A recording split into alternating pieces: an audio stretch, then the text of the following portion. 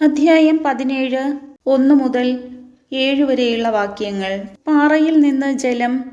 Israel സമൂഹം മുഴുവൻ scene മരുഭൂമിയിൽ നിന്ന് പുറപ്പെട്ട് കർത്താവിൻ്റെ നിർദ്ദേശമനുസരിച്ച് പടിപടിയായി യാത്ര ചെയ്ത് റഫിദീമിൽ എത്തി പാളയമടിച്ചു. അവിടെ അവർക്ക് കുടിക്കാൻ വെള്ളമുണ്ടായിരുന്നില്ല. ജനം മോശയെ കുറ്റപ്പെടുത്തിക്കൊണ്ട്, ഞങ്ങൾക്ക് കുടിക്കാൻ വെള്ളം തരിക എന്ന് പറഞ്ഞു. മോശ അവരോട് പറഞ്ഞു, നിങ്ങൾ എന്തിനെന്നെ കുറ്റപ്പെടുത്തുന്നു? എന്തിന് കർത്താവിനെ പരീക്ഷിക്കുന്നു? ദാഹിച്ചു വലഞ്ഞ ജനം മോശയ്ക്കെതിരെ ആവലാതിപ്പെട്ട് ചോദിച്ചു, നീ എന്തിനാണ് ഞങ്ങളെ ഈജിപ്തിൽ നിന്ന് പുറത്തേക്ക് കൊണ്ടുവന്നത്? ഞങ്ങളും കുട്ടികളും കന്നുകാലികളും ദാഹിച്ച് ചാകട്ടെ എന്ന് കരുതിയാണോ?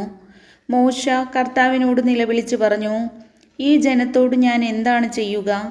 ഏറെ താമസിയാതെ അവർ എന്നെ കല്ലെറിയും.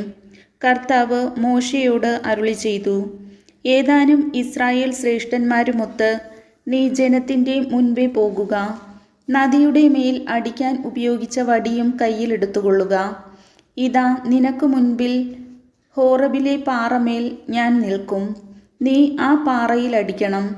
അപ്പോൾ അതിൽ നിന്ന് ജനത്തിനു കുടിക്കാൻ വെള്ളം പുറപ്പെടും. ഇസ്രായേൽ ശ്രേഷ്ഠന്മാരുടെ സാന്നിധ്യത്തിൽ മോശ അങ്ങനെ ചെയ്തു. ഇസ്രായേൽക്കാർ അവിടെ വെച്ച് കലഹിച്ചതിനാലും കർത്താവ് ഞങ്ങളുടെ ഇടയിൽ ഉണ്ടോ ഇല്ലയോ എന്ന് ചോദിച്ചുകൊണ്ട് കർത്താവിനെ പരീക്ഷിച്ചതിനാലും മോശ ആ സ്ഥലത്തിന് മാസ എന്നും മെരീബ എന്നും പേരിട്ടു. കർത്താവിൻ്റെ വചനം.